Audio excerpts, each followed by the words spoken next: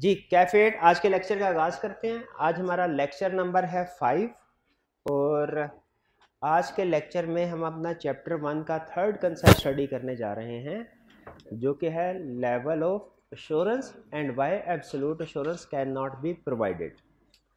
लेकिन इससे पहले प्रीवियस लेक्चर की बात करें। प्रीवियस लेक्चर में हमने स्टडी किया था एश्योरेंस इंगेजमेंट की डेफिनेशन और इसके एलिमेंट्स। प्रीवियस लेक्चर के हवाले से अगर कोई क्वेश्चन पूछना चाहते हो तो पूछ लीजिए। एक स्टूडेंट ने क्वेश्चन ये पूछा था कि सर अगर फाइनेंशियल स्टेटमेंट में मिस स्टेटमेंट की गई है विंडो ड्रेसिंग, फाइनेंशियल स्टेटमेंट में विंडो ड्रेसिंग की गई है तो ऑडिटर का कोर्स ऑफ एक्शन क्या होगा। तो विंडो ड्रेसिंग का वर्ड हमने पहले तो वैसे नहीं पढ़ा 20 क्लास में, हाँ R1 में स्टूडेंट ने भी यही बताया था, पढ़ा हुआ। विंडो ड्रेसिंग का मतलब होता है फाइनेंशियल स्टेटमेंट्स में जानबूझ के हेर फेर करना, मिस स्टेटमेंट करना। अगर तो देखिए मिस स्टेटमेंट ना आगे चल के हम पढ़ेंगे एडवांस टॉपिक में कि मिस स्टेटमेंट का मतलब क्या है। फाइनेंशियल स्टेटमेंट में कुछ गड़बड़ है। मिस स्टेटमेंट का मतलब क्या है, फाइनेंशियल स्टेटमेंट में कुछ गड़बड़ है। ये मिस स्टेटमेंट दो टाइप्स की हो सकती है।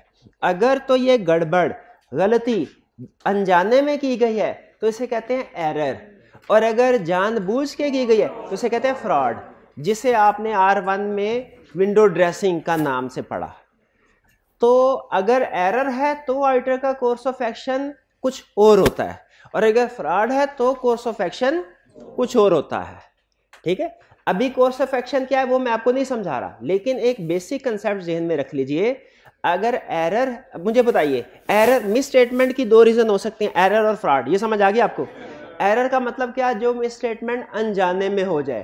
फ्रॉड का मतलब क्या, जो मिस स्टेटमेंट जानबूझ के की। बताइए दोनों में से किसका इफेक्ट ज्यादा सीवियर होना चाहिए, फ्रॉड का। तो एक स्टेप तो ऑडिटर दोनों केसेस में करता है। वो क्या, मैनेजमेंट से रिक्वेस्ट करेगा कि इस मिस स्टेटमेंट को करेक्ट कर ले। लेकिन फ्रॉड के केस में वो कुछ और भी काम करता है। एरर के केस में अगर मिस स्टेटमेंट करेक्ट हो जाए ना तो ऑडिटर कहता है बस कहानी यहीं पे खत्म। लेकिन फ्रॉड के केस में चाहे फाइनेंशियल स्टेटमेंट ठीक हो भी जाए, ऑडिटर कहानी वहीं पे खत्म नहीं करता।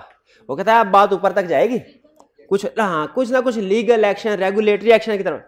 वरना तो खुद सोचे ना, अगर फर्दर एक्शन ना ले ऑडिटर तो मैनेजमेंट दे दनादन मिस स्टेटमेंट जानबूझ के बहुत सी मिस फ्रॉड करती जाएगी कि अगर पकड़े गए तो ठीक करेंगे, ना पकड़े गए तो निकल जाएगा फ्रॉड। तो उनको थ्रेट में लाने के लिए रेगुलेटरी एक्शन भी फिर लिया जाता है। तो याद रखिए, फ्रॉड में फाइनेंशियल स्टेटमेंट्स को करेक्ट दोनों सूरतों में कराते हैं, लेकिन फ्रॉड में या विंडो ड्रेसिंग का नाम आपने से दिया है, इस केस में ऑडिटर का फर्दर एक्शन भी होता है।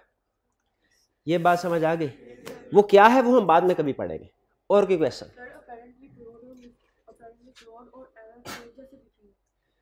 बज़ाहिर एरर और फ्रॉड दोनों एक जैसे दिखेंगे, लेकिन हमें हालात और वाकयात से अंदाजा हो जाता है कि ये, हाँ जी, एविडेंस से अंदाजा हो जाता है। अब ये आपको आपके सिलेबस में ये टॉपिक है फ्रॉड का, और आपको ये पहचानना सिखाना है। हमने ICAP ने ये कंसेप्ट दिया हुआ सिलेबस में कि हमारा स्टूडेंट इस काबिल हो कि उसके सामने कोई मिस स्टेटमेंट आए तो बता सके कि ये एरर है कि फ्रॉड है।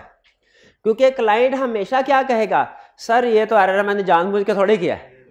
अब आप किसी के दिमाग में घुस के थोड़े देख सकते हैं उसने अनजाने में किया कि जानबूझ के, लेकिन हम फिर भी पता चलाते हैं कि उसने अनजाने से किया जानबूझ के, हालात व वाकयात से। ये सिखाएंगे हम इंशाल्लाह, इस सिलेबस में है, लेकिन अभी इसके ऊपर फर्दर डिस्कशन नहीं कर रहा मैं। और कोई question? Cash flow for cost क्या होती है, आज के लेक्चर में इसको मैं एक्सप्लेन करूंगा। और कोई क्वेश्चन? क्या ऐसा हो सकता है ऑडिट के बाद भी कोई गलती निकल आए, मिस स्टेटमेंट, तो उस सूरत में क्या होगा? यस, पॉसिबल है, लेकिन ये एक्सेप्शनल सिचुएशन है, ध्यान में रखिएगा। ऑडिट के नॉर्मल सिचुएशन क्या है, ऑडिट के बाद सारे कमी बेशी ऊंच नीच ठीक हो जाती है, ऑडिट के बाद कोई फाइनेंशियल स्टेटमेंट में गड़बड़ नहीं रहती। नॉर्मल सिचुएशन ये है, और नॉर्मली होता भी ऐसे ही है। कभी कभार रेयर केस में ऐसा होता है कि फाइनेंशियल स्टेटमेंट्स पे आपने ऑडिट किया और उसके बाद कोई मिस स्टेटमेंट निकले। अब इसमें क्या करना है ये मैं अभी नहीं बता रहा, क्योंकि अभी देखें, अभी तो हम बेसिक्स रूटीन वाली चीजें तो सारी पढ़ लें, फिर उसके बाद एक्सेप्शनल सिचुएशन की तरफ चलेंगे ना, ठीक है, ऐसा पॉसिबल है। और जब ऐसा होता है ना तो सबसे बड़ा सवाल आता है, क्या भला ऑडिटर का क्या कसूर है, ऑडिटर का इसमें कसूर है कि नहीं है। सम टाइम ऑडिटर का कसूर होता है, सम टाइम नहीं होता, वो हम आगे डिस्कस करेंगे। थोड़ा सा कंसेप्ट आज के लेक्चर में भी है ये बात जो आपने पूछी है, ठीक है, लेकिन फर्दर डिस्कशन हम आगे करेंगे। और कोई क्वेश्चन? क्या एविडेंस इनसफिशिएंट भी हो सकता है? यस, इनसफिशिएंट भी हो सकता है। उसकी एग्जांपल, हम क्लाइंट को ऑडिट करने के लिए गए, मैं टीम मेंबर हूं, मेरे सीनियर ने मुझे कहा आपने सैलरीज को वेरीफाई करना है। मैंने सीएफओ से जाके पूछा सर इस दफा आपका सैलरीज एक्सपेंस जो है बहुत ज्यादा आ रहा है, किस वजह से? उसने कहा इस दफा हमने बोनस दिए हैं। मैंने कहा ठीक है, ये तो मेरी तसल्ली हो गई, ओके। मैंने ये जो इंक्वायरी की, मुझे इसका जवाब मिला, ये एविडेंस है, लेकिन ये इनसफिशिएंट है, मुझे कुछ और भी करना चाहिए था। क्या करना चाहिए था आप भी? हाँ, मुझे पेरोल देखनी चाहिए थी, मुझे वो जो अप्रूवल बोनस दिया गया उसकी अप्रूवल देखनी चाहिए थी, देखना चाहिए था वाकई उसकी पेमेंट एम्प्लॉइज को हुई है कि नहीं हुई, ठीक है। तो ये अगर मैं ये सारी चीजें देखता हूं तो फिर ये सफिशिएंट एविडेंस कहलाएगा। अगर आधा काम किया आधा नहीं किया, फिर ये सफिशिएंट एविडेंस नहीं होगा, ठीक है। तो बिल्कुल आपका जो आप क्वेश्चन बिल्कुल बहुत अच्छा क्वेश्चन है। एविडेंस इनसफिशिएंट भी हो सकता है, लेकिन अगर एविडेंस इनसफिशिएंट है इसका मतलब है ऑडिटर ने सही काम नहीं किया। जी जी,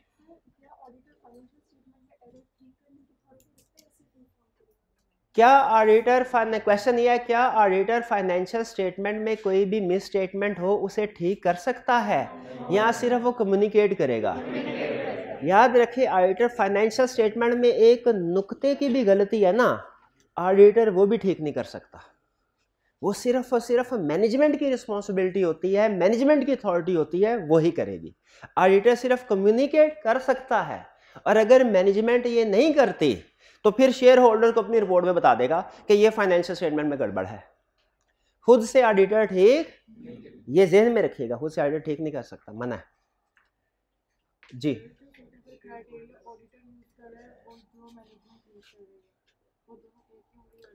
अच्छा, एक स्टूडेंट का क्वेश्चन ये था और उसको मिला के फिर आपके क्वेश्चन को आंसर कर रहा हूं। पहला क्वेश्चन, सर हमने मैनेजमेंट के बारे में, तो आपने कल ये बताया था कि फाइनेंशियल स्टेटमेंट्स बनती हैं अकाउंटिंग स्टैंडर्ड्स के मुताबिक और ऑडिट होता है ऑडिटिंग स्टैंडर्ड्स के मुताबिक, ये बात हुई थी ना कल। फिर सर मैनेजमेंट जो फाइनेंशियल स्टेटमेंट्स बनाएगी उसके लिए क्राइटेरिया है, वो सूटेबल होना चाहिए, लेकिन ऑडिटर जो ऑडिट करता है उसका क्राइटेरिया क्या वो सूटेबल नहीं होना चाहिए? देखिए वो इंटरनेशनल स्टैंडर्ड्स है, वो ऑलरेडी सूटेबल है। यूँ समझ लीजिए कि हमारा, अब सिलेबस के तक आंसर दे रहा हूँ, हमारे एक ही ऑडिट करने का एक ही तरीकाकार है, वो क्या है? International standards on auditing. Management के पास बहुत से क्राइटेरिया, तो मैनेजमेंट ने फाइनेंशियल स्टेटमेंट, ये जो है ना कंडीशन, शर्त, सूटेबल क्राइटेरिया होना चाहिए, ये फाइनेंशियल स्टेटमेंट्स के लिए, फाइनेंस आईएसएस के लिए, आईएसएस हमेशा सूटेबल है। अब दूसरा क्वेश्चन यहां पे, सर मैनेजमेंट ने फाइनेंशियल स्टेटमेंट्स बनाते हुए सूटेबल क्राइटेरिया अडॉप्ट किया, तो फिर तो ठीक है, एश्योरेंस एंगेजमेंट आगे चलेगी। अगर मैनेजमेंट का क्राइटेरिया सूटेबल नहीं है, ऑडिटर क्या करेगा? ये आगे चल के एडवांस कंसेप्ट है, लेकिन अभी आपने सवाल पूछा है तो जवाब दे, यही क्वेश्चन था ना। अगर मैनेजमेंट का क्राइटेरिया सूटेबल नहीं है, मैनेजमेंट कहती है हमारे लिहाज से सूटेबल है, ऑडिटर कहता है नहीं मेरे लिहाज से सूटेबल, तो क्या होगा? याद रखें, अगर क्राइटेरिया ऑडिटर के ख्याल में वो क्राइटेरिया सूटेबल नहीं है ना, तो ऑडिटर मैनेजमेंट से रिक्वेस्ट करेगा, सर आपने फाइनेंशियल स्टेटमेंट जो बनाई हैं वो सूटेबल क्राइटेरिया पे नहीं है, आप इनको सूटेबल क्राइटेरिया के मुताबिक बनाएं। अगर मैनेजमेंट क्राइटेरिया चेंज कर दे, बहुत अच्छी बात, एश्योरेंस एंगेजमेंट आगे स्टार्ट करे। अगर मैनेजमेंट कहती है नहीं क्राइटेरिया यही रहेगा, हम फाइनेंशियल स्टेटमेंट टैक्स बेसिस के मुताबिक ही बनाएंगे शेयर होल्डर्स को देने के लिए, अगर मैनेजमेंट सूटेबल क्राइटेरिया पे नहीं आती, तो बताइए ऑडिटर को क्या करना चाहिए? ऑडिट ही नहीं करना चाहिए। ऑडिटर कहता नहीं फिर ये एश्योरेंस एंगेजमेंट ही नहीं है, ये ऑडिट नहीं होगा, कुछ और करवाना तो करवा ले, हाँ, एश्योरेंस एंगेजमेंट नहीं रहेगी, क्योंकि एश्योरेंस एंगेजमेंट में सूटेबल क्राइटेरिया होना जरूरी है। ठीक है, और ये जहन में रखिएगा, हमने एज ऑडिटर रिपोर्ट में जो कुछ भी लिखना होता है ना, वो अपने पॉइंट ऑफ व्यू के मुताबिक लिखना होता है, अपने पॉइंट ऑफ व्यू के मुताबिक। प्रैक्टिकली जो होती है ना छोटी मोटी मैनेजमेंट, वो हमारी बातों को ना, ऑडिटर की बातों को, सजेशन को आसानी से मान लेते हैं, लेकिन जो मल्टीनेशनल कंपनीज होती है ना, चार्टर्ड अकाउंटेंट जहां पे बैठे होते हैं, वो जल्दी बात नहीं मानते, वो अपनी बात पे कन्विंस रहते हैं। ठीक है, तो फिर अगर हम कह रहे हो मिस स्टेटमेंट है, मैनेजमेंट कहे मिस स्टेटमेंट नहीं है, ये कन्फ्लिक्ट हो जाए, तो हमें क्या करना चाहिए? हमें अपनी रिपोर्ट मॉडिफाइड करनी चाहिए कि नहीं करनी चाहिए? बिल्कुल करनी चाहिए। ठीक है, बिल्कुल करनी चाहिए, क्योंकि ऑडिटर जो भी काम करता है वो जाहिर है, ऑडिटर हम लोगों ने भी आईएफआरएस पढ़े हुए हैं, हम भी उनके मुताबिक ही करते हैं। और कोई क्वेश्चन?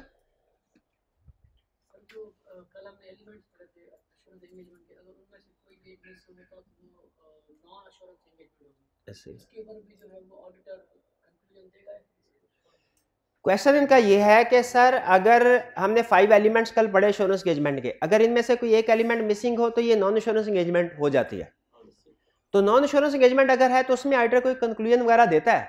देखिए वो नहीं, अव्वल तो वो हमारे सिलेबस में नहीं है, और दूसरा वो चूंकि assurance engagement non assurance engagement है, तो उसके में जो मर्जी करते रहे, उसमें कंक्लूजन नॉर्मली नहीं दिया जाता, लेकिन दे भी दे तो उसकी कोई हैसियत नहीं है, कंक्लूजन नॉर्मली नहीं दिया जाता, नॉन एश्योरेंस एंगेजमेंट में कंक्लूजन नहीं दिया जाता। ठीक है, अच्छा एक एग्जांपल, अगर डायरेक्टर, कल शायद मैंने एग्जांपल शेयर किए थे लेकिन अहम मैं इसलिए दोबारा पूछ रहा हूं, अगर डायरेक्टर किसी पर्सन को अपॉइंट करें और कहें कि आप हमारी इस ब्रांच को ऑडिट करें और उसमें देखें कि गड़बड़ हो रही है तो हमें बताएं, क्या ये एश्योरेंस एंगेजमेंट है? नहीं, ये नॉन एश्योरेंस एंगेजमेंट। अच्छा, इस पर्सन को जिसको डायरेक्टर अपॉइंट करते हैं, हालांकि काम इसका भी ऑडिट नेचर का ही है, काम इसका भी वेरिफिकेशन नेचर का ही है, लेकिन ये एश्योरेंस एंगेजमेंट नहीं है। ठीक है, ऐसे पर्सन को कहा जाता है तो ये ऑडिटर, लेकिन कहा जाता है इंटरनल ऑडिटर। क्या कहा जाता है? इंटरनल ऑडिटर, क्योंकि ये डायरेक्टर्स के अंडर काम कर रहा है, डायरेक्टर के इंस्ट्रक्शंस के मुताबिक काम कर रहा है, इसको किसी इंडिपेंडेंट थर्ड पार्टी से इसका कोई ताल्लुक नहीं है। ठीक, और कोई क्वेश्चन? जी हाँ, क्या क्या क्या एश्योरेंस एंगेजमेंट में ऑडिटर को शेयर होल्डर्स पॉइंट करेंगे? यस, वो और थर्ड पार्टी है ना शेयर होल्डर्स, वो पॉइंट करेंगे, ऑडिटर उन्हीं को रिपोर्ट देगा। ठीक है, ऑडिटर उन्हीं को रिपोर्ट देगा। अगर डायरेक्टर्स अपॉइंट करते हैं और वो डायरेक्टर्स को रिपोर्ट दे रहा है तो वो एश्योरेंस एंगेजमेंट नहीं है, और उसको हम कहते हैं इंटरनल ऑडिटर। इसलिए डिफरेंशिएट करने के लिए ना, कभी कभी शायद आप कभी किसी के साथ डिस्कशन करें या कहीं भी किताब में लिख, तो कुछ एक लफ्ज़ लिखा होता है एक्सटर्नल ऑडिटर और इंटरनल ऑडिटर। स्टूडेंट कहते हैं सर इनमें क्या फ़र्क है? तो एक्सटर्नल ऑडिटर एश्योरेंस प्रोवाइडर है, इंटरनल ऑडिटर एश्योरेंस प्रोवाइडर नहीं है, क्योंकि वो एश्योरेंस एंगेजमेंट ही नहीं है। नहीं, वो आगे ये पॉसिबल ही नहीं है कि दोनों एक ही, दोनों एक्सटर्नल ऑडिटर इंटरनल ऑडिटर दोनों एक ही बंदा हो, एक ही फर्म, ये पॉसिबल ही नहीं, इम्पॉसिबल। ठीक है जी जी, अगर शेयर होल्डर्स, कुछ शेयर होल्डर डायरेक्टर्स भी हैं जो कि नॉर्मली होते हैं, तब भी क्या 3 पार्टीज होंगी? यस, तब इसलिए कि आपने लॉ में भी ये पढ़ते होंगे कि एक ही बंदा अगर शेयर होल्डर भी या डायरेक्टर भी पॉसिबल है, लेकिन जब वो जनरल मीटिंग में जाता है ना तो वो शेयर होल्डर के तौर पे होता है, और जब बोर्ड में तो डायरेक्टर्स के तौर पे बैठता है। और बाज़ औक़ात ऐसा भी होता है कि सारे के सारे शेयर होल्डर डायरेक्टर्स नहीं होते, तो जाहिर उनको भी ऑडिट रिपोर्ट चाहिए होती है, तो थर्ड पार्टी फिर भी स्टिल अलग ही रहती है। उस शेयर होल्डर फ्रॉड किया तो बिल्कुल हम दूसरे लोगों को बताते हैं। देखिए फ्रॉड के केस में क्या होगा, मैं इसके ऊपर आपको नहीं सिचवा रहा, इसके ऊपर ना सोचें अभी। ठीक है, सिर्फ इतना ध्यान में रखें, मिस स्टेटमेंट 2 तरह की होती है, एरर और फ्रॉड, और फ्रॉड के केस में हमने कुछ फर्दर एक्शन लेने होते हैं। ठीक है, करेक्शन फाइनेंशियल स्टेटमेंट में तो मैनेजमेंट से करेक्ट तो दोनों केस में उसको रिक्वेस्ट करते हैं करेक्ट करें, लेकिन फ्रॉड के केस में हमारा एक्शन थोड़ा बड़ा होता है। और कोई क्वेश्चन? चलिए अब आज के लेक्चर की तरफ चलते हैं। आज हम 2 कंसेप्ट स्टडी करने जा रहे हैं, एक लेवल ऑफ एश्योरेंस और दूसरा why absolute assurance can not be provided. ठीक है, पहले लेवल ऑफ एश्योरेंस। अच्छा मुझे ये बताइए, अगर फर्ज कीजिए मैं आपसे पूछूं, फर्ज कीजिए कि 6 महीने 4 महीने गुजर गए, मैंने भाई से पूछा, हाँ भाई क्या ख्याल है ऑडिट का पेपर पास कर लोगे? सर जी कर लेंगे सर, कर लेंगे, हो जाएगा हो जाएगा। दूसरे स्टूडेंट से पूछा, पास कर लो? जी सर कर लो, बिल्कुल कर लो। फर्क किस चीज का है? मेहनत का। जिस स्टूडेंट ने ज्यादा मेहनत की है, जिसकी ज्यादा प्रैक्टिस की है सब्जेक्ट के ऊपर, वो ज्यादा कॉन्फिडेंट होके कहेगा। हालांकि स्टेटमेंट वही है, स्टेटमेंट वही है, लेकिन एक ज्यादा कॉन्फिडेंट होकर स्टेटमेंट देता है स्टूडेंट, दूसरा कम कॉन्फिडेंट होकर। फर्क किस चीज का होता है? जिसने ज्यादा काम किया है वो ज्यादा कॉन्फिडेंट होकर बात करता है, जिसने कम काम किया है कम कॉन्फिडेंट। आपने इसी तरह का एक कंसेप्ट शायद क्यूएम में भी पढ़ा होगा, हाइपोथेसिस टेस्टिंग में, के लेवल ऑफ कॉन्फिडेंस होते हैं डिफरेंट। समटाइम हम 95% कॉन्फिडेंस, और क्या क्या होता था, 99 होता था, चले जितना भी होता था।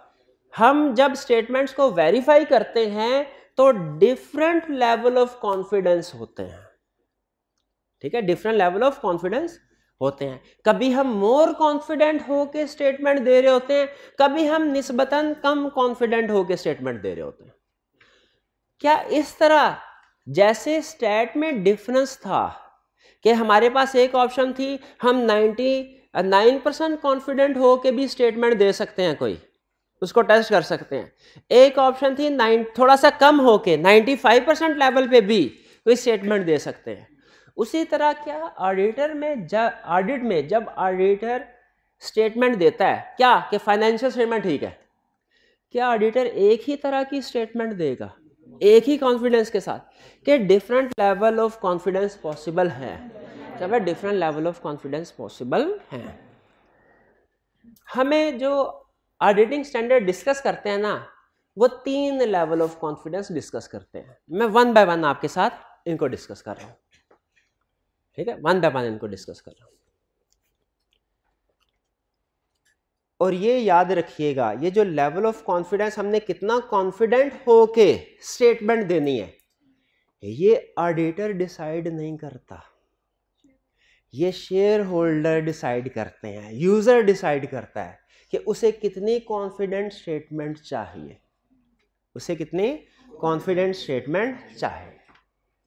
जैसे फर्ज कीजिए हम अपने ऑफिस में बैठे हों, शेयर होल्डर्स आए और आके कहें, सर हम चाहते हैं आप हमारी मैनेजमेंट की बनाई हुई फाइनेंशियल स्टेटमेंट्स को वेरीफाई करें और हमें बताइए कि ये ठीक है कि नहीं।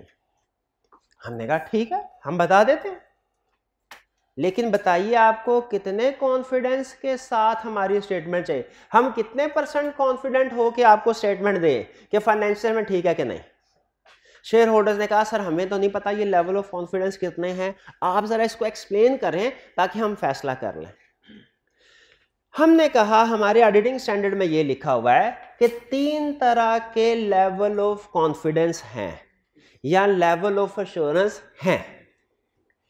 एक है लेवल ऑफ एश्योरेंस थोड़ा मॉडरेट लेवल का, एक है लेवल ऑफ कॉन्फिडेंस थोड़ा हाई लेवल का, एक है लेवल ऑफ कॉन्फिडेंस 100%। 3 तरह के। एक है लेवल ऑफ कॉन्फिडेंस तकरीबन 70, ये परसेंटेज ना कहीं पे नहीं लिखी हुई ना, आपने लिखी सिर्फ समझाने के लिए यूज की है, सिर्फ समझ। एक लेवल ऑफ कॉन्फिडेंस है 75%, यानी हम शेयर होल्डर को बता रहे हैं सर अगर आप ये वाली ऑप्शन सेलेक्ट करते हैं ना 75%, तो हम यूं समझ लीजिए कि हम तकरीबन 75% फाइनेंशियल स्टेटमेंट को चेक करके आपको बताएंगे कि ये ठीक है कि नहीं। ठीक है, और हम जो स्टेटमेंट देंगे ना उसमें 75% कॉन्फिडेंट होंगे कि फाइनेंशियल स्टेटमेंट ठीक है, लेकिन अगर 75% कॉन्फिडेंट होंगे तो 25% फिर भी चांस होगा कि कुछ ना कुछ गड़बड़ हो सकती है, कुछ ना कुछ गड़बड़ हो सकती है। यह है 75%। दूसरे ऑप्शन, दूसरा level of confidence 95%। Share holders ने कहा ये एक्सप्लेन कीजिए ये क्या है। हमने कहा अगर आप ये वाली ऑप्शन सेलेक्ट करते हैं ना तो हम फाइनेंशियल स्टेटमेंट्स को तकरीबन रफली कह रहा हूं, हम 95% फाइनेंशियल स्टेटमेंट्स को चेक करेंगे और 95% कॉन्फिडेंट हो कि आपको स्टेटमेंट देंगे कि फाइनेंशियल स्टेटमेंट ठीक है, लेकिन 5% अभी भी चांस ऑफ एरर होगा कि हो सकता है कहीं ना कहीं कोई गड़बड़ हो जाए।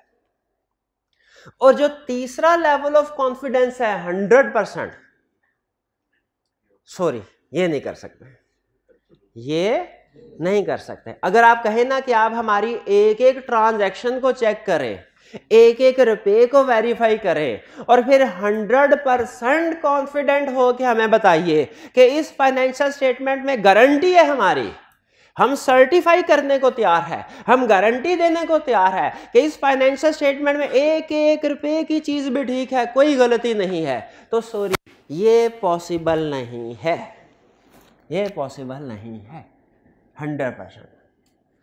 आपको सिर्फ इन दोनों में से सिलेक्शन करने हैं, ठीक है। अब शेयर होल्डर सोच रहा है, उसने कहा सर हमारी जो मैनेजमेंट है ना वो कॉम्पिटेंट है, उसमें हम काफ़ी अरसे से साथ चल रहे हैं, बेईमान लोग नहीं ईमानदार लोग हैं, तो हमें थोड़ा उनके ऊपर एतबार भी है, तो ज़्यादा गड़बड़ का चांस, आप ऐसा कीजिए आप हमें 75% वाली एश्योरेंस दे दीजिए। हमने कहा ठीक है 75% वाली एश्योरेंस ले लीजिए। एग्रीमेंट हो गया, एग्री हो गई चीज़ें। अच्छा मुझे बताइए जब हमारा शेयर होल्डर के साथ ये एग्रीमेंट हो गया, इसमें ये कब डिसाइड हुआ कि टाइप ऑफ इंश्योरेंस कौन सी होगी, 75% के 90, ये कब स्टार्ट में हुआ कि एंड में हुआ? और ये किसका फैसला था? आइटर का नहीं था, आइटर का नहीं था, हाँ शेयर होल्डर का था। कुछ स्टूडेंट ये गलत कंसेप्ट बिल्ड कर बैठते हैं कि सर ये डिसाइड होगा एंड में और ऑडिटर डिसाइड करेगा इंश्योरेंस कौन सी होगी। डिसाइड कब होगा? एंड में। राइटर से अगर राइटर को ज्यादा एविडेंस मिल गया तो वो ये 95% वाली इंश्योरेंस दे देगा, और अगर उसको कम एविडेंस तो 75%। नहीं, ये डिसाइड होता है स्टार्ट ऑफ द एंगेजमेंट, और कौन डिसाइड करता है? ये ध्यान में रखिए, ये बात समझ आए। हमने कहा सर जी आपने कह तो दिया, लेकिन हमारे स्टैंडर्ड में लिखा हुआ है क्या कि क्लाइंट के साथ जो चीज भी एग्री करो ना रिटर्न करो, रिटर्न ताकि बाद में मिसअंडरस्टैंडिंग ना हो। तो इसको लिख दे, लिख दिया एक सफ़े के ऊपर, जिस सफ़े के ऊपर लिख दिया वो एक तरह का कॉन्ट्रैक्ट है। लॉ पढ़ रहे होते तो मैं आपसे कहता ये कॉन्ट्रैक्ट है, ऑडिट पढ़ने हैं तो उसका नाम उन्होंने लिखा हुआ है engagement letter. Engagement letter sign हो गया, एक कॉपी हमारे पास, एक क्लाइंट के पास, हमने क्लाइंट से कहा, शेयर होल्डर से कहा जाओ, फिर हम उसके प्रेमिसेस में पहुंच गए, कंपनी में काम करना शुरू कर दिया। अच्छा अब जरा सुनिएगा, एक है 75% इंश्योरेंस, एक है 95। बताइए किस में एविडेंस ज्यादा चाहिए, किस में कम चाहिए, और किस इंश्योरेंस एंगेजमेंट में एविडेंस चाहिए ही नहीं? किस इंश्योरेंस एंगेजमेंट में एविडेंस चाहिए ही नहीं? भाई हर इंश्योरेंस एंगेजमेंट में एविडेंस चाहिए, रिक्वायर्ड एलिमेंट है, ठीक है। हाँ किसी में कम किसी में ज्यादा हो सकता है, हाँ लेकिन होगा जरूर।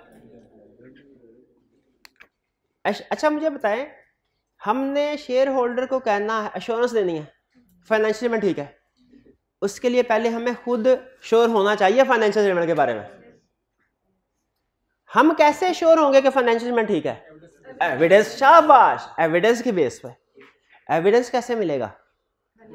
काम करके, के काम किए बगैर, प्रोसीजर परफॉर्म करके। तो ये लिंक जहन में रखिएगा। अब जो लिंक बना, क्लाइंट के साथ ये एंगेजमेंट 75% वाली एग्री हुई, हमने इसके लिए प्रोसीजर परफॉर्म किए, प्रोसीजर परफॉर्म किए तो एविडेंस मिला, एविडेंस मिला तो एश्योरेंस इंक्रीज हुई। जैसे जैसे प्रोसीजर परफॉर्म करते जाएंगे एविडेंस मिलता जाएगा, एश्योरेंस बढ़ती जाएगी। मोर प्रोसीजर मोर एविडेंस मोर एश्योरेंस, मोर प्रोसीजर मोर एविडेंस मोर। यहां पे आके रुक जाऊं 60%। जी आपने क्वेश्चन पूछा था, 60% पे आके मैंने कहा एविडेंस 60% हो गया, काम खत्म कर देता हूं। क्या इस एंगेजमेंट में 60% एविडेंस सफिशिएंट है? इनसफिशिएंट है, तो मुझे मजीद काम करना चाहिए। बिल्कुल, मुझे बाकी ये वाली ट्रांजैक्शन, ये वाले एरियाज भी देखने हैं। अच्छा, 75% पे आके क्या मुझे रुक जाना चाहिए? बिल्कुल, इस एंगेजमेंट में 75% जब एविडेंस एश्योरेंस मिल जाएगी तो हमारा एविडेंस सफिशिएंट हो गया, मजीद काम नहीं करना। रिपोर्ट, हाँ, हमें कैसे पता चलेगा कि ये कितने % है? क्या जिस तरह डॉक्टरों के पास थर्मामीटर होता है, जैसे बुखार चेक करते हैं, हमारे पास भी कोई थर्मा जो एविडेंस चेक करेगा, ये होती है it depends on judgment. It depends on ये हमारी जजमेंट पे डिपेंड करता है, ये हमारी जजमेंट पे डिपेंड। बाज़ औक़ात आपने देखा होगा कुछ डॉक्टर ऐसे होते हैं वो नब्ज़ देख के, थर्मामीटर की जरूरत नहीं होती, नब्ज़ देख के बता देते हैं, बल्कि कुछ तो सामने उसके शक्ल सूरत देखे, यार ये तो बीमार लगता है, ये ऐसे होता है कि नहीं? क्या है? जजमेंट है। उसी तरह ऑडिटर्स भी जो है वो बाज़ औक़ात देख के बता देते हैं, हाँ भाई ये एविडेंस सफिशिएंट है, ये आपको सिखाएंगे, लेकिन ये डिपेंड्स ऑन जजमेंट। अभी चूंकि समझाना है ना, कंसेप्ट बिल्ड करना है पहली दफा आपके, इसीलिए परसेंटेज को यूज कर रहा हूं, वरना असल किताबों में या स्टैंडर्ड में परसेंटेज यूज नहीं होते। यहां तक क्लियर? अब इसके बाद क्या करना है? रिपोर्ट दे देनी है, शेयर होल्डर्स को रिपोर्ट दे दी। अच्छा, आप मुझे बताइए, जो स्टार्ट में आपने क्वेश्चन पूछा था, हमने शेयर होल्डर्स को रिपोर्ट दे दी, अगर इसके बाद पता कोई मसला सामने आता है, इस आइटम इसको फांसी लगेगी कि नहीं? डिपेंड करता है। अगर वो मसला यहां से निकला ना, फिर इसको फांसी लगेगी, फिर इसका कसूर है, क्योंकि इसके ऊपर तो उसने एश्योरेंस दी है, इसको तो चेक किया है। और अगर मसला यहां से निकलता है, फिर इसको फांसी नहीं लगेगी। उसने तो पहले ही कह दिया था सर, मैंने तो पहले ही कहा था 75% है, 25% चांस ऑफ एरर है, 25% अभी भी रिस्क है कि कोई गड़बड़ हो जाएगी, ये तो पहले कर दिया। हाँ, 75% इशू आएगा तो फिर उसका कसूर है, फिर उसका कसूर है कि जिस चीज को हमने वेरीफाई कर लिया, कम से कम उसमें तो मसला नहीं ना आना चाहिए। ठीक है, ये कैसे पता चलेगा मसला यहां से निकला था यहां? इसके लिए इन्वेस्टिगेशन होती है, ये केस जाता है प्रैक्टिकली कोर्ट। जिस तरह पुलिस वाले इन्वेस्टिगेशन करते हैं ना जब कोई जुर्म होता है, उसी तरह ऑडिटर की भी इन्वेस्टिगेशन होती है। अब ये नहीं पूछना आपने कौन करता है, बारह बताया तो आई कैप और एसएससी भी करते हैं, वो फिर देखते हैं कि मसला यहां से था कि यहां से था। क्लियर? आगे चलते हैं। हम अपने ऑफिस में बैठे हैं, शेयर होल्डर्स है, उन्होंने कहा सर हम चाहते हैं आप हमारी मैनेजमेंट की बनाई हुई फाइनेंशियल स्टेटमेंट को वेरीफाई करें। हमने कहा बिल्कुल, इसलिए तो बैठे, बताइए कौन सी वाला लेवल ऑफ कॉन्फिडेंस चाहिए? उसने कहा कितने लेवल ऑफ कॉन्फिडेंस है? हमने कहा किताबों में 3 डिस्कस हुए हैं, हमारे पास 2 हैं, एक खत्म है, वो हमेशा खत्म है, एक 75%, एक 95%, एक 100। उसने कहा 75% का मतलब क्या है कि हम तकरीबन 75% चीज़ों को वेरीफाई करेंगे और 75% कॉन्फिडेंट होके कहेंगे कि फाइनेंशियल स्टेटमेंट ठीक है, 25% स्टिल चांस है गड़बड़। 95% में भी इसी तरह तकरीबन 95% एरियाज को कवर करेंगे, 5% स्टिल चांस है कि गड़बड़।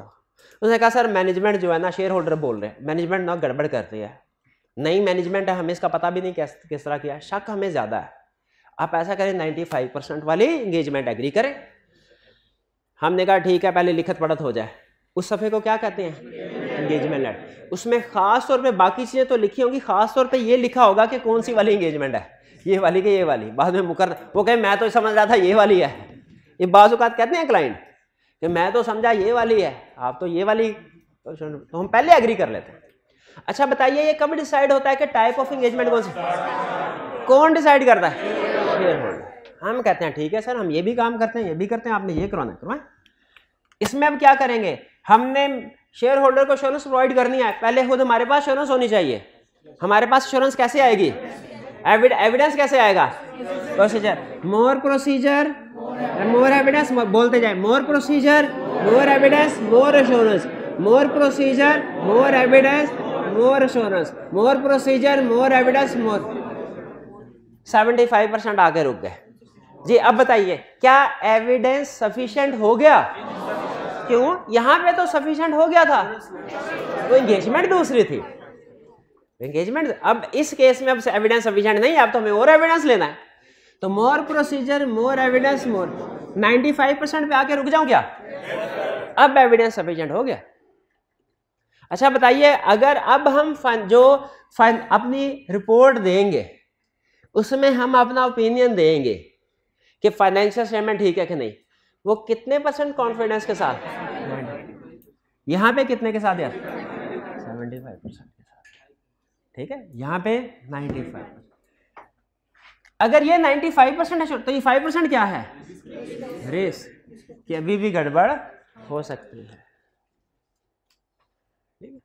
अच्छा आखिरी क्वेश्चन मुझे बताइए जो बाद में लिंक करना मैंने, इस केस में भी रिपोर्ट देंगे, इस केस में भी रिपोर्ट देंगे, दोनों में जो कंक्लूजन होगा उसकी वर्डिंग सेम होगी कि डिफरेंट?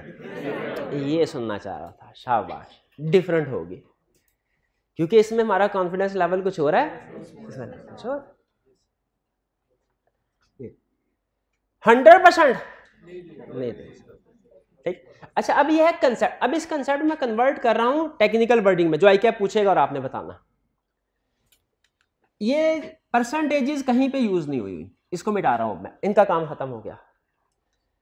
स्टैंडर्ड ये कहते हैं ये जो 75% वाली एश्योरेंस एंगेजमेंट है ना, इसको हम कहते हैं लिमिटेड एश्योरेंस एंगेजमेंट। इसका नाम क्या है? Limited assurance engagement. और ये जो 95% वाली एश्योरेंस एंगेजमेंट, इसको कहते हैं रीजनेबल एश्योरेंस एंगेजमेंट। बस राइटिंग पे नहीं जाना, आपने सुनना है क्या कह रहा। रीजनेबल एश्योरेंस एंगेजमेंट, ये कौन सी एंगेजमेंट है? Reasonable assurance engagement. ये कौन सी एंगेजमेंट? Limited assurance engagement. और ये कौन सी एश्योरेंस है? एब्सोल्यूट। ये एंगेजमेंट नहीं है कोई भी, absolute, ABSOLUT, absolute assurance. Absolute assurance is never provided to any client. कौन सी एश्योरेंस प्रोवाइड करते हैं? Limited assurance. ठीक, अच्छा लिमिटेड एश्योरेंस को मॉडरेट एश्योरेंस भी कहते हैं और रीजनेबल को हाई भी। समझ लग गई क्यों? ये एश्योरेंस लिमिटेड है, ये हाई है, ये मॉडरेट है, ये हाई है। लो नहीं लिखना, लो एंगेजमेंट हमारी कोई नहीं होती, यह मॉडरेट है।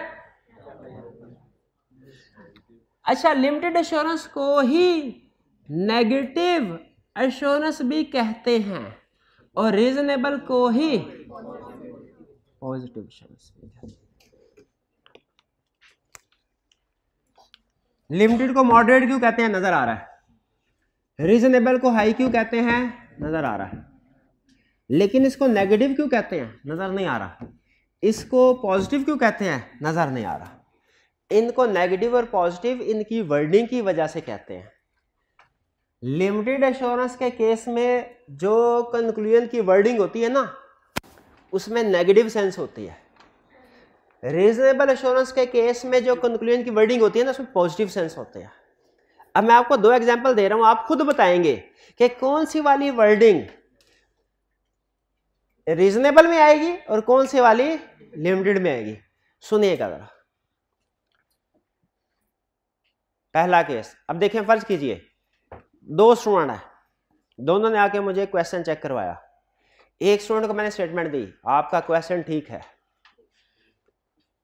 दूसरे को स्टेटमेंट दी, मुझे इसमें गलती नजर नहीं आई।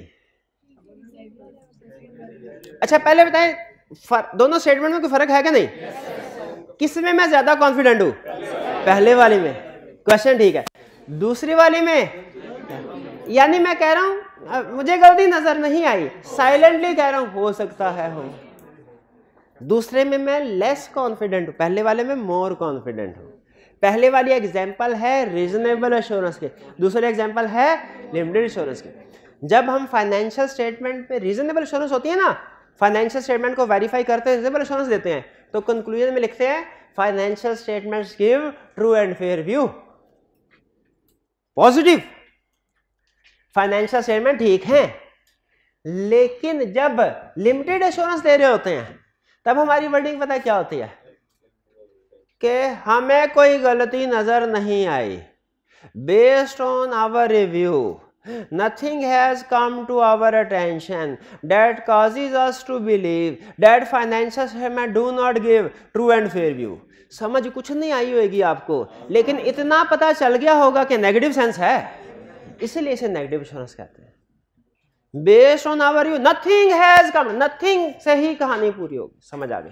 नेगेटिव नथिंग, हमारे सामने कुछ भी नहीं आया जिससे हमें लगे कि ये गलत है.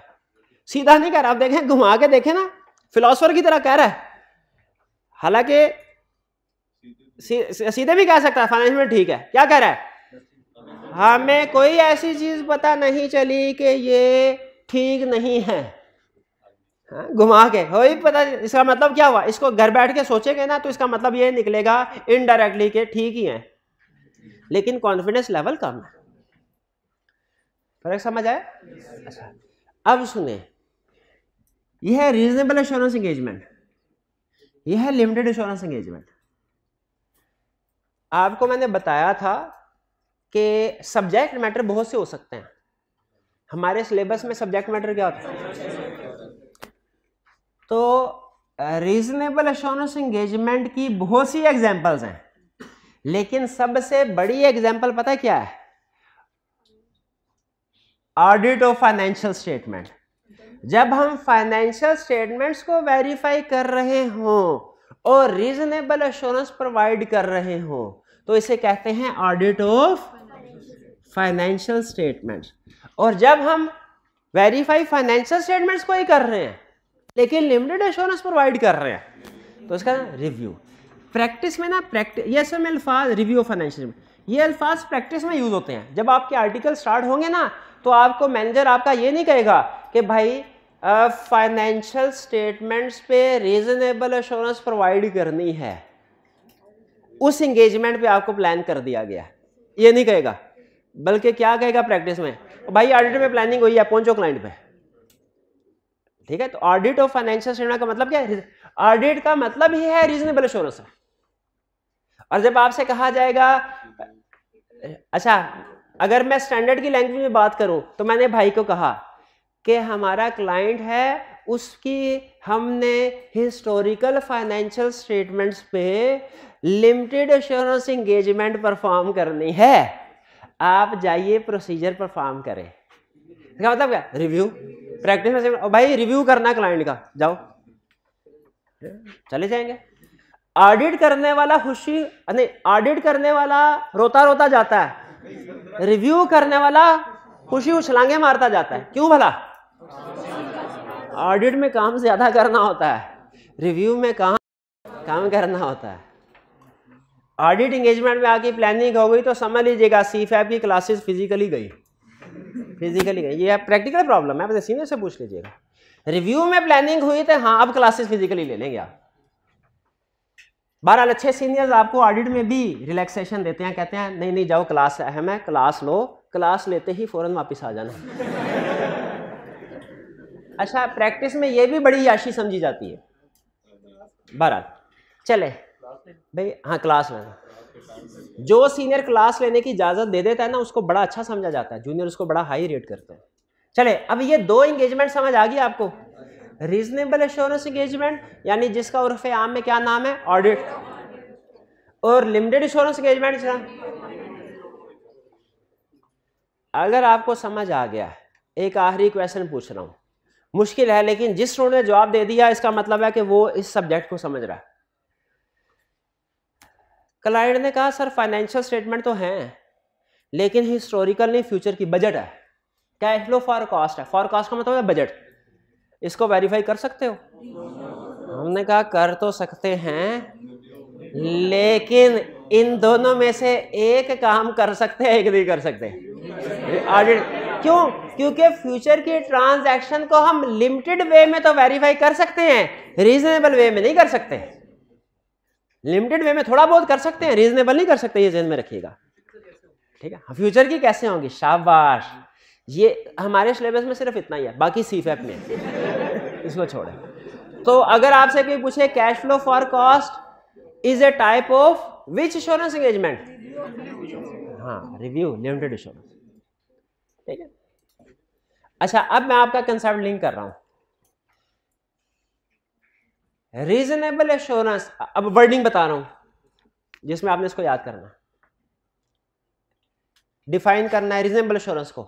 सुने, reasonable assurance is a high but not absolute level of assurance. Reasonable assurance is a high but not absolute level of assurance in which conclusion is expressed in positive form. ठीक है, reasonable assurance is a high है लेकिन absolute नहीं है भाई, absolute का समझना, ठीक है, expressed in positive form of conclusion। और आगे एग्जांपल भी दे दिया, that is in our opinion financial statement give true and fair view in accordance with this. आगे वो फॉर्मल वर्ड है जिसमें ईयर एंड भी बताते हैं हम, फॉर द इसमें इनकम स्टेटमेंट बैलेंस शीट सारा नाम लेके बताते हैं, लेकिन मेन कंसेप्ट इतना है financial statements give true and fair view. Limited assurance में क्या है, it is moderate level of assurance expressed in, moderate का लफ्ज समझ आया, नेगेटिव का मतलब समझ आया, तो एक्सप्लेन करें एग्जांपल के साथ। Negative, based on our review, nothing has come to our attention that causes us to believe financial, do not give true and fair view। Negative sense आ गई। चलिए अब मुझे बताइए, अगर आपसे कहे आई कैप एग्जाम रीजनेबल एश्योरेंस को डिफाइन करो, डिफाइन कर देंगे? याद रखिए, आपने जब डिफाइन करना है ना, तो ये हाई बट नॉट एब्सोल्यूट वाली बात तो करनी ही करनी है, पॉजिटिव वाली बात भी लाजमी करनी है, ये वर्डिंग भी लिखनी है, और एंड पे एग्जांपल भी देनी है। क्या example? Audit of historical finance. 3 word के साथ पूछता है रीजनेबल एश्योरेंस को एक्सप्लेन करें, स्टूडेंट सिर्फ इतना लिख देता है, reasonable assurance is high but not absolute level of assurance, बस आधा नंबर मिलता है, आधा नंबर मिलता है। क्यों? पूरा लिखा है नहीं, पूरा क्या होता, reasonable assurance high but not absolute level of assurance which is expressed in positive form, पूरा नंबर। लेकिन अभी भी 1 नंबर मिला। दूसरा नंबर कब मिलता? बेस्ड, हाँ, इन आवर ओपिनियन, ये बेस्ड है in our opinion, in our opinion, in our opinion financial statements give true and fair view, 2 number हो गए। तीसरा नंबर कब मिलेगा? जब ऑडिट का लफ्ज लिखेंगे। लिमिटेड एश्योरेंस में भी 3 वर्ड के साथ उसने क्या एक्सप्लेन करें, पहला मॉडरेट लेवल ऑफ एश्योरेंस, आधा number, express in negative form, 1 number. दूसरा नंबर कैसे मिलेगा? Based on our review nothing has come to our attention that cause to believe, 2 number. तीसरा नंबर कब मिलेगा? रिव्यू के साथ। ठीक है, कभी कभार रीजनेबल एश्योरेंस को वो 5 मार्क्स के साथ भी कहता है एक्सप्लेन करो, तो हमें कुछ थोड़ा मजीद बात लिखनी होती है। वो मजीद बात आपने क्या लिखनी है, वो ये सुन लें। आपने रीजनेबल एश्योरेंस को एक्सप्लेन करते हुए अगर कभी ज्यादा मार्क्स के साथ पूछे ना, 4-5, तो आपने ये लाइन लिखनी है।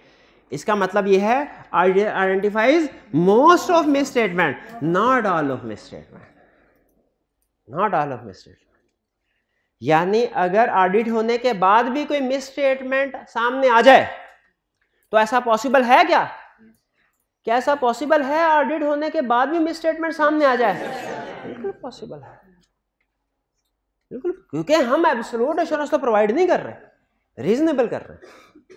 लेकिन वो मोस्ट प्रोबेबली वो मिस स्टेटमेंट कहां से निकलेगी? इस वाले एरिया से, इस वाले से नहीं निकलेगी। अगर इस वाले ऑडिट करने के बाद इस वाले एरिया से कोई मिस स्टेटमेंट निकलती है ना, भाई ये लेवल ऑफ एश्योरेंस समझ आ गए।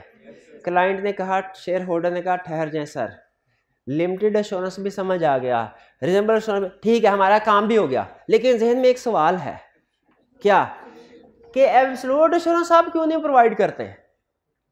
Why absolute assurance can not be provided to client? भाई नहीं अभी भाई है कि नहीं? अच्छा, ये जहन में रखे, ये कंसेप्ट सिर्फ रीजंस डिफरेंट हैं, लेकिन कंसेप्ट हर प्रोफेशन पे अप्लाई होता है। रीजंस डिफरेंट है, कंसेप्ट हर दुनिया का कोई प्रोफेशनल अपने काम की 100% गारंटी नहीं देता। 100% आप एसी रिपेयर करवाएं किसी कारीगर से, उसे कहे सर चलेगा ना, 6 महीने तक कोई मसला तो नहीं होगा ना पूरे सीजन में? कहेगा सर इंशाल्लाह मसला कोई नहीं होगा, लेकिन गारंटी नहीं दे सकते, मशीन है, गारंटी नहीं, कुछ भी हो सकता है।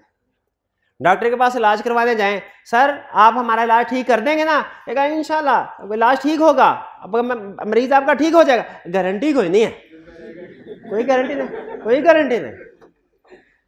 ना डॉक्टर गारंटी देता है, ना वकील गारंटी देते हैं, ना टीचर्स गारंटी देते हैं पास होने की। कोई प्रोफेशनल दुनिया का गारंटी नहीं देता। आपने कहा 100% गारंटी तो कोई नहीं देता ना। तो आपके ख्याल में क्या ऑडिटर भी 100% गारंटी देता होगा? ये एब्सोल्यूट एश्योरेंस का मतलब 100% गारंटी देना कि एक एक चीज बिल्कुल ठीक है, नहीं देता।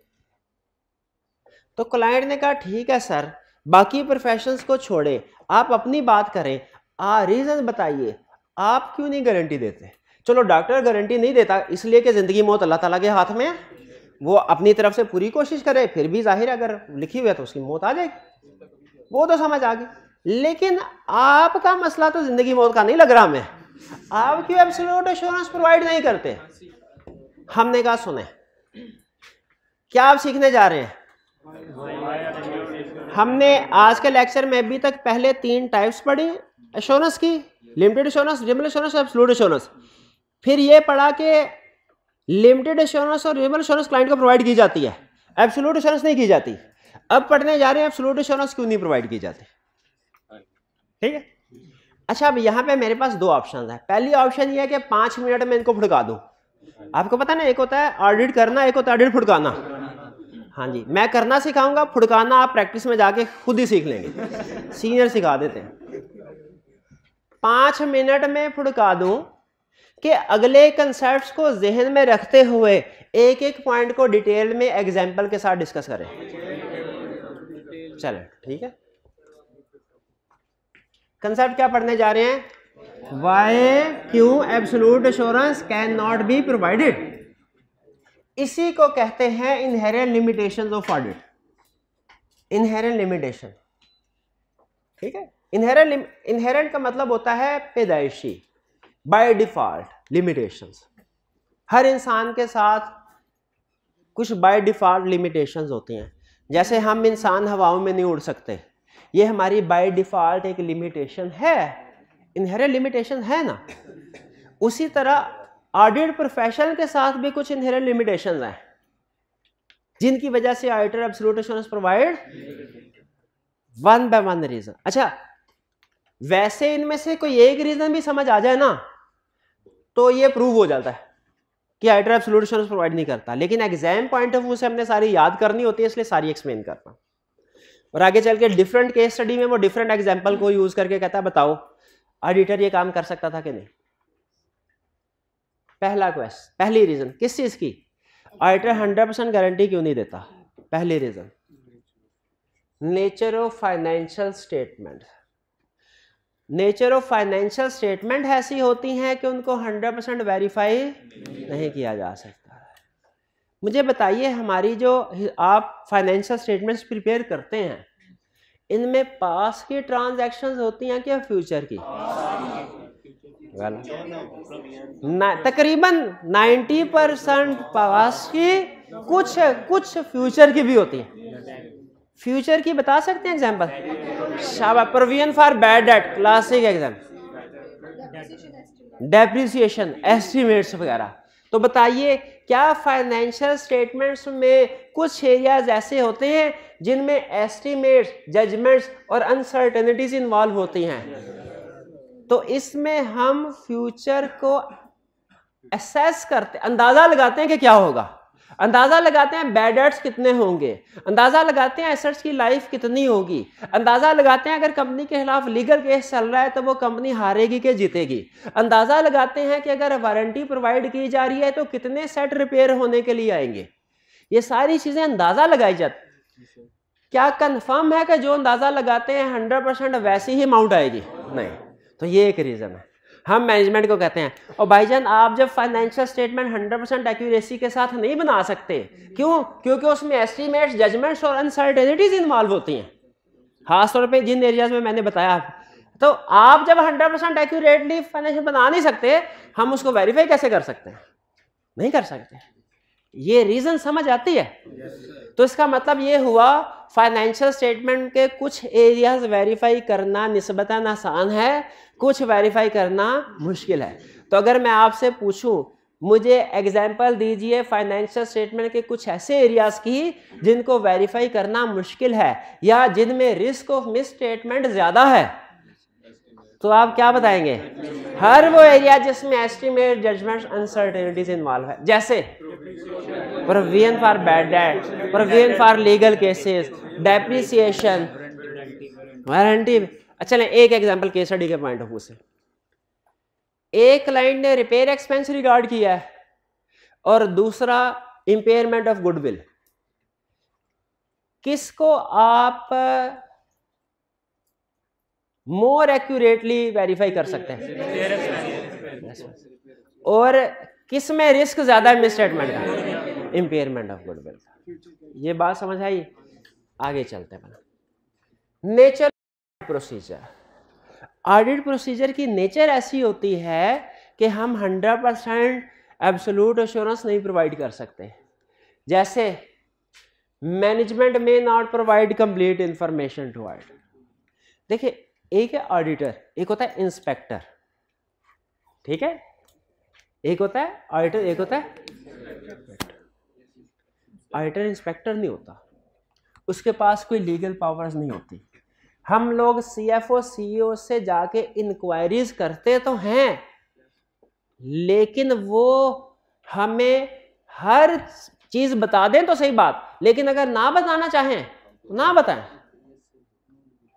अगर फर्ज कीजिए किसी इलाके में जुर्म हुआ है, एसएचओ ने किसी बंदे को बुलाया, उससे सवाल पूछ रहा है, कह रहा है मैं नहीं जवाब दूंगा, तो क्या कहे? उसे कहा लिटा लो इसको। नहीं, उसके पास पावर्स हैं। अब जरा सोच के बताइएगा, हम ऑडिटर ने सीएफओ से पूछा सर कितने एम्प्लॉइज इस साल आपने अपॉइंट किए, उसने कहा मैं नहीं बताऊंगा, क्या करें? लिटा रहे सीईओ? नहीं। अगर फिर भी नहीं वो जवाब देता, फिर भी हम कुछ नहीं कर सकते। ऐसा भी नहीं है कुछ नहीं कर, एक काम कर सकते हैं। है कोई स्टूडेंट जो बता सके क्या काम? शाबाश, अपनी रिपोर्ट में लिख के शेयर होल्डर्स को बता सकते। अब शेयर होल्डर जाने और वो जाने। तो याद रखिए, हमारे सम टाइम ऐसा होता है मैनेजमेंट में not provide complete information to audit. Management some time हमें कंप्लीट इंफॉर्मेशन प्रोवाइड नहीं करती, ठीक है? और हमारे पास लीगल पावर्स भी नहीं होती कि हम उस कंप्लीट इंफॉर्मेशन को सर्च करें या उससे हासिल करें इंफॉर्मेशन, ठीक है? अगर फर्ज कीजिए मैनेजमेंट हमने एम्प्लॉयज के बारे में पूछा, कितने लिस्ट है? 100 एम्प्लॉयज थे, सीएफओ ने कहा 90 एम्प्लॉयज है, ठीक है? हमने कहा कितनी ब्रांचेस? टोटल 100 ब्रांचेस हैं, सीएफओ ने कहा 90 ब्रांचेस है।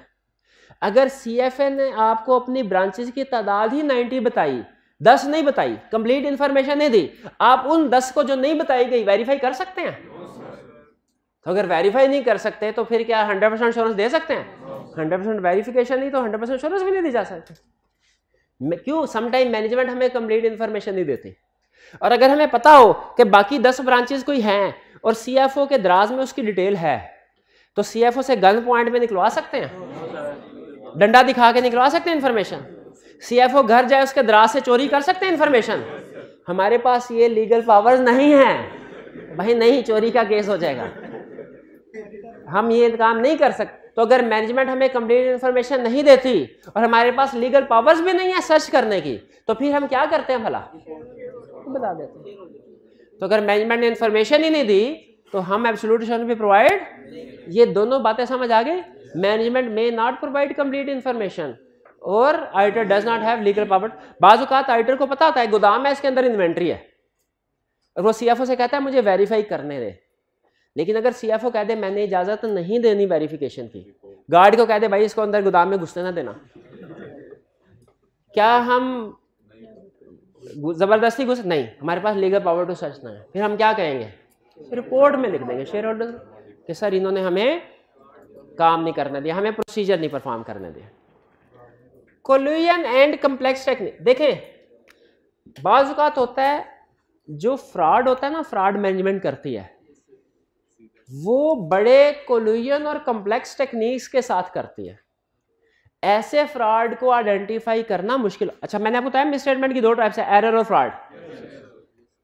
कौन सी वाली आसानी से आइडेंटिफाई हो जाता है? एरर। शाबाश। और फ्रॉड क्यों बड़ा फ्रॉड डिटेक्ट करना मुश्किल है? 2 रीजंस हैं जिनकी वजह से फ्रॉड डिटेक्ट करना मुश्किल होता है। एक है कोल्यूजन, दूसरा है कम्प्लेक्स टेक्निक।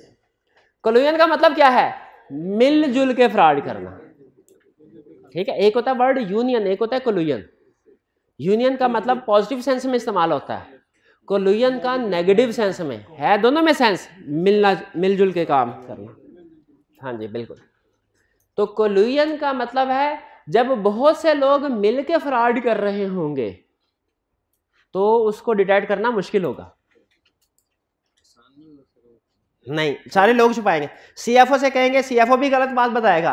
मैनेजर अकाउंट से पूछेंगे, वो भी गलत, सर 10 ब्रांच 90 ब्रांचेज ही हैं। सीएफओ से पूछा, सर 90 ब्रांचेज ही हैं। सीईओ से पूछा, सर 90 ब्रांचेज ही हैं। तो नहीं कर सकते। कुल मिलजुल के जब लोग फ्रॉड करते हैं उसको डिटेक्ट करना मुश्किल है। सिंगल पर्सन के फ्रॉड को डिटेक्ट करना आसान होता है।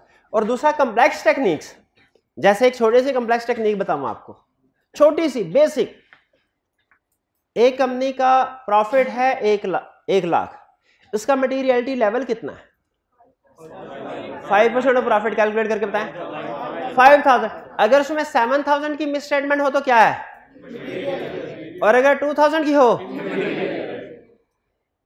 और अगर उसमें 500 की 50 मिस स्टेटमेंट हो,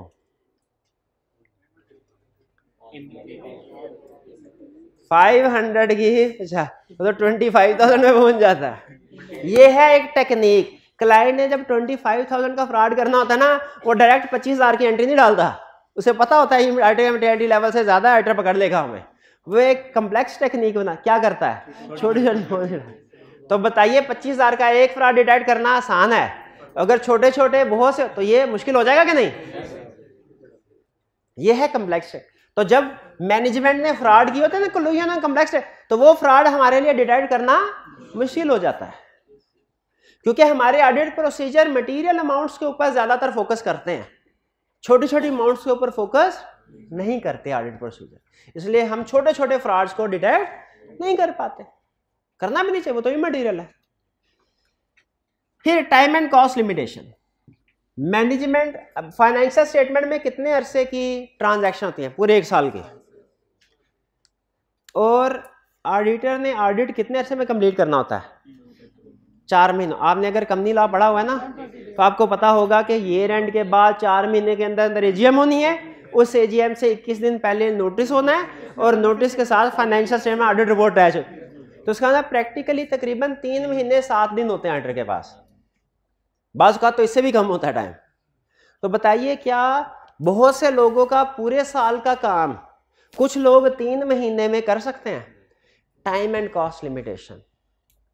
चूंकि लॉ ने टाइम हमें लिमिटेड दिया हुआ है, कॉस्ट के ऊपर फोकस ना करें, याद कर लेना लेकिन फोकस टाइम पे करना है। तो हमारे पास टाइम कम है, इसलिए कम टाइम में हम सारी की सारी ट्रांजैक्शन को वेरीफाई नहीं कर पाते। तो क्या करते हैं भला?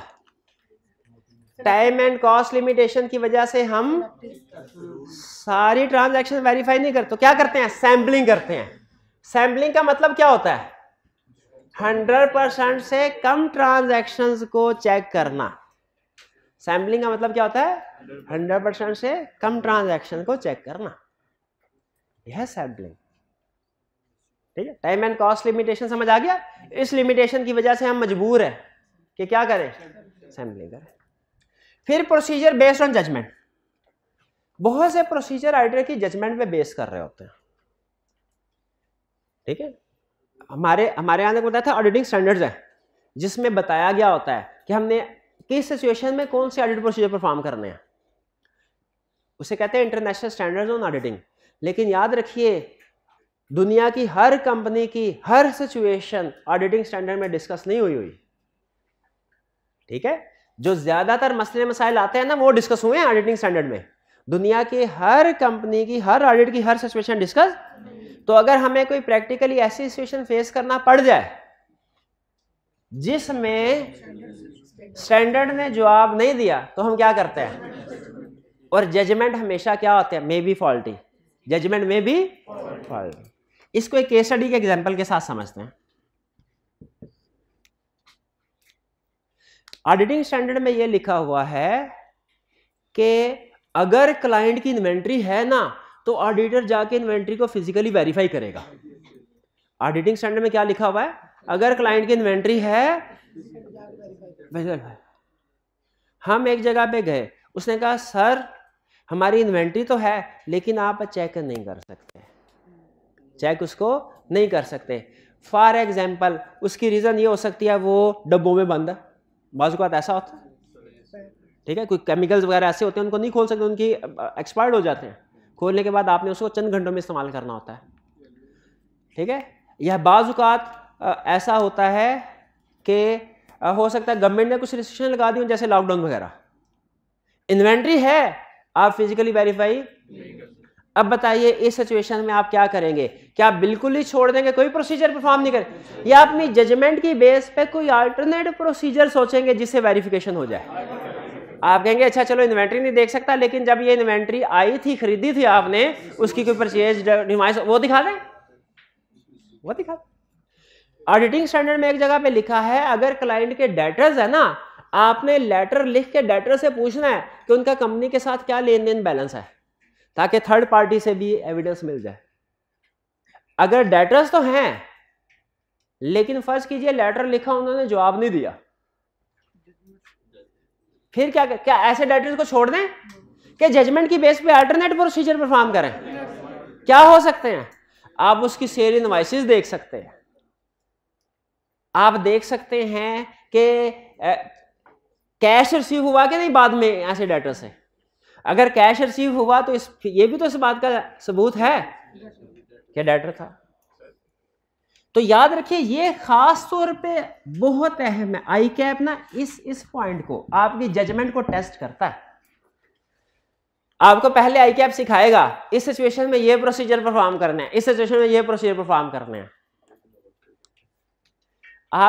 आई कैप ने बुक में आपको पता है क्या सिखाया हुआ है? इस सिचुएशन में ये प्रोसीजर परफॉर्म करना है, इस सिचुएशन में ये प्रोसीजर परफॉर्म करना है। एग्जाम में पता क्या पूछता है? इस सिचुएशन में आपने ये प्रोसीजर परफॉर्म करना था लेकिन नहीं कर सके किसी वजह से, बताइए अब क्या करेंगे? ये इसी तरह पूछता है। मैं आपको तैयार करवा रहा हूं, अभी बाद में बताऊंगा हैंडल कैसे करना है। इसका मतलब ये हुआ हमें ऑडिटर की जिंदगी में सिर्फ रूल्स अहम नहीं है जो स्टैंडर्ड या किताबों में लिखे हैं, उसकी जिंदगी में जजमेंट भी अहम है। अगर आप जजमेंट किसी सिचुएशन पे अप्लाई नहीं कर सकते ना, आप पेपर नहीं पास कर सकेंगे। अभी आप में जजमेंट नहीं है, कोई इशू नहीं, वो क्रिएट होगी, वो प्रोफेशनल जजमेंट है, वो मैं समझाऊंगा, एक्सप्लेन करूंगा, लेकिन बता रहा हूं एग्जाम में लाजमी ऐसी केस स्टडी आएंगी, ऐसी सिचुएशन लाजमी आएगी एग्जाम में जो आपने कभी नहीं पढ़ी होगी। हाँ, कभी नहीं पढ़ी होगी। आई कैप जान बूझ, और वो आप नहीं, वो और भी किसी ने नहीं पढ़ी होगी शायद। आई कैप जान बूझ के इसको टेस्ट करता है। क्यों टेस्ट कर रहा है? क्या जजमेंट है कि नहीं?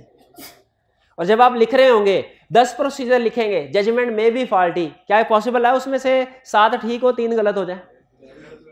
पॉसिबल है। आई कैप को भी पता है, इसलिए वो उसमें थोड़ा हाथ नरम रखता है।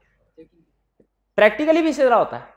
जब कोई ऐसी सिचुएशन आती है जो स्टैंडर्ड्स में नहीं लिखी हुई किताबों में, जजमेंट अप्लाई, तो वो फॉल्टी हो सकती है। Limitation internal control, internal control पढ़ा था हमने कल, क्या था पता ना? क्या क्लाइंट का इंटरनल कंट्रोल परफेक्ट होता है?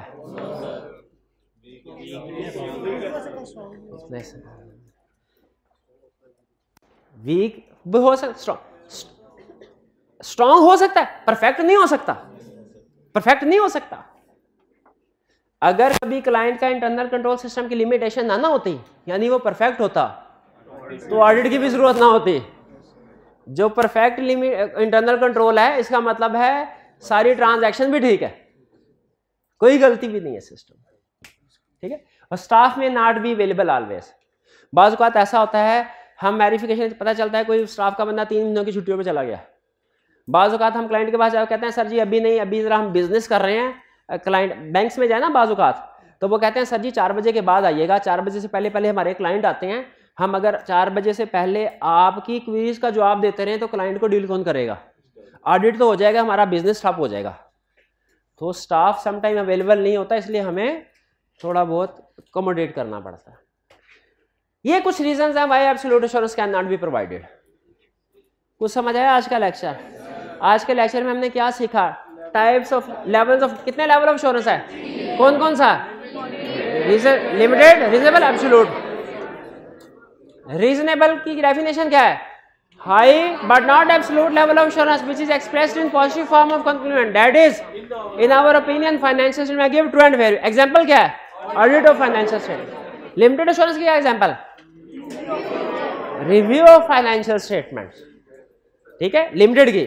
और डेफिनेशन क्या है? It is moderate level of assurance which is expressed in negative form of conclusion. ठीक है.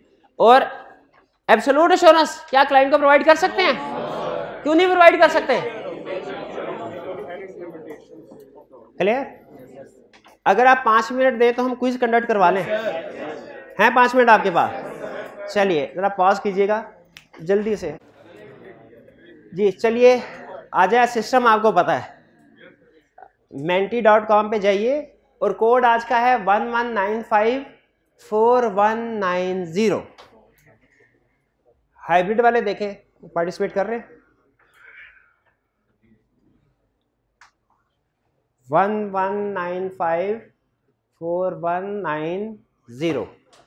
आज के क्विज में 7 क्वेश्चन हैं.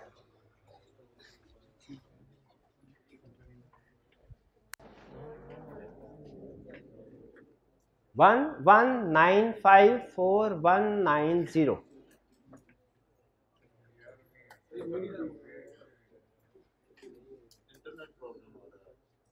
इंटरनेट प्रॉब्लम आ रहा है आज? कल से है? नहीं कोई नहीं, चले किसी और से ले कनेक्शन. नहीं आप पहुंच गए? आप पहुंच गए? चले जिनके नेट में कोई प्रॉब्लम है वो फिर देखें, पार्टिसिपेट ना करें कोई बात नहीं, वो देखते रहें इसको.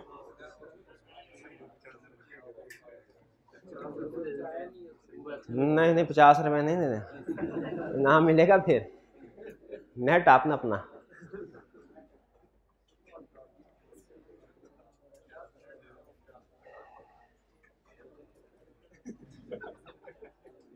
चलें मेरे नेट को नजर लगा दी.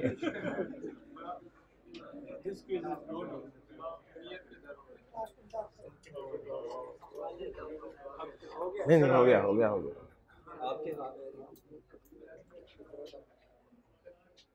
चलिए जी. हाँ ठीक, 125 हो गए. बस स्टार्ट करें फिर. पहला question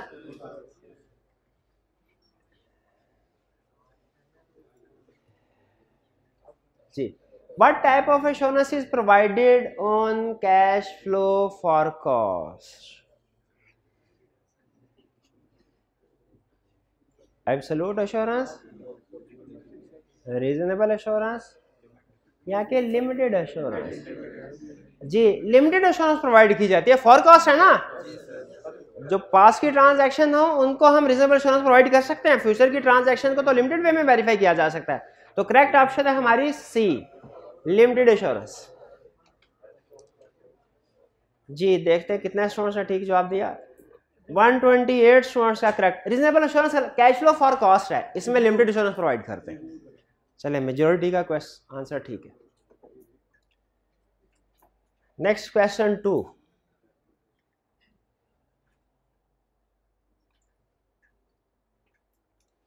Which type of assurance can never be provided to any client?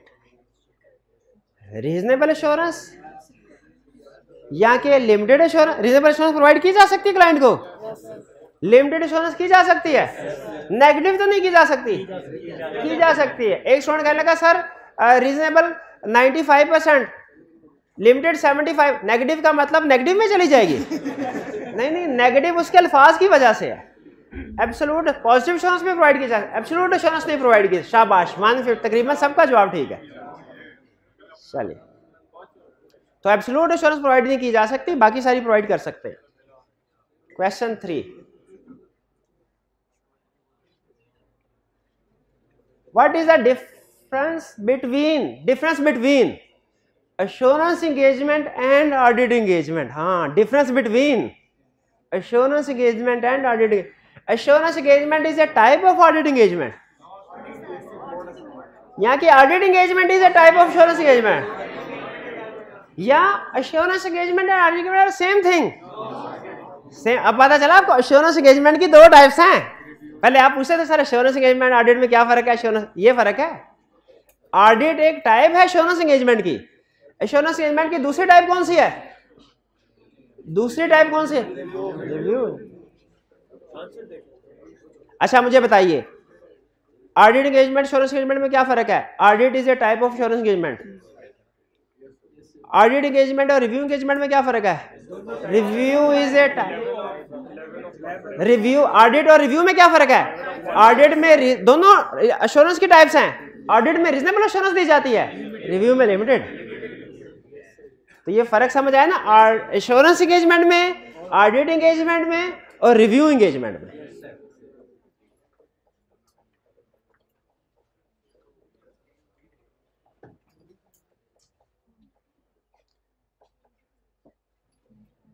What type of conclusion is expressed in a reasonable assurance engagement? Positive, negative, neutral या no conclusion is expressed? No conclusion। वो तो non assurance में होता है ना, सवाल पूछा था उन्होंने भाई ने, तो नॉन एश्योरेंस में होता है। नो एश्योरेंस में तो कंक्लूजन होगा ही होगा, रिक्वायर्ड एलिमेंट है। तो कौन सा होगा? पॉजिटिव। हाँ जी, रीजनेबल एश्योरेंस में। नेगेटिव तो लिमिटेड में होता है भाई। सबका तकरीबन सबका ठीक, शाबाश।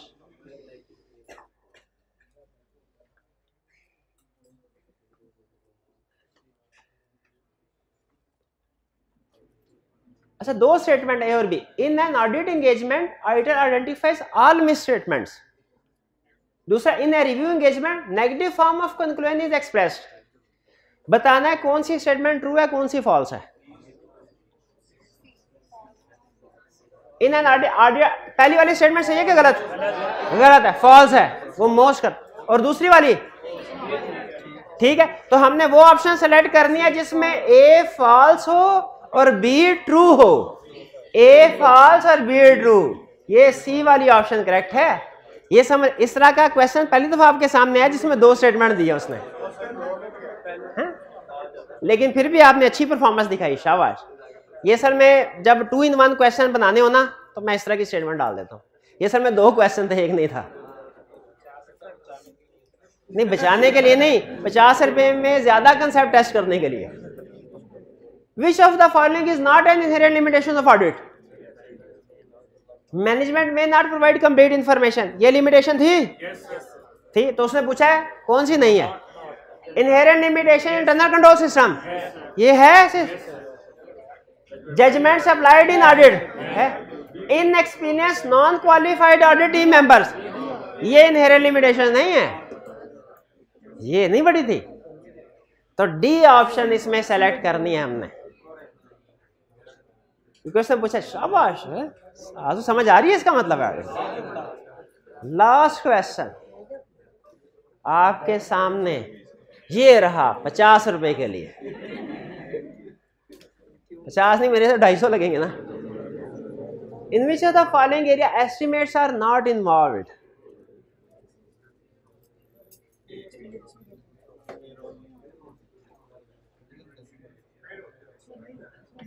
लीगल केसेस में होते हैं एस्टिमेट, क्योंकि पेंडिंग है ना, बाद में क्या होगा। प्रोविजन फॉर बैड डेट में, वारंटी में, पेरोल में नहीं होते। पेरोल एक्सपेंस वेरीफाई करते हुए एस्टिमेट्स इन्वॉल्व नहीं। तो इसमें नहीं भाई, यहां पे मार खा गए, ये काया पलट गई आप यहां। चलिए अब है टॉपर जी भाई, प्राइस फटाफट। ये कौन? The Hustler. कौन है हसलर? हसलर है कोई क्लास में? हाइब्रिड में होंगे, हाइब्रिड में। शाबाश शाबाश, उधर दीजिए प्राइस, शाबाश। 127885, 127885, शाबाश। 127885 फर्स्ट वाला, ये फर्स्ट वाले भाई इधर बैठे हुए। इस्टेब्लिशमेंट को भी पैसे दें। 13195, शाबाश। फोर्थ और फिफ्थ पे मुहिब आफरीदी भाई, इनको भी पैसे दें। आज का लेक्चर यहाँ खत्म करते हैं हम। अच्छा, असाइनमेंट जरूर करनी है। माइंड मैप पे असाइनमेंट लिखी होती है ना, ये असाइनमेंट आज की थोड़ी ज्यादा है, लेकिन ये ड्यू है मंडे को। रिटर्न है ना, ज्यादा क्वेश्चन है तो मंडे को, कल नहीं, मंडे को। आज का लेक्चर यहाँ खत्म करते हैं। अल्लाह हाफिज।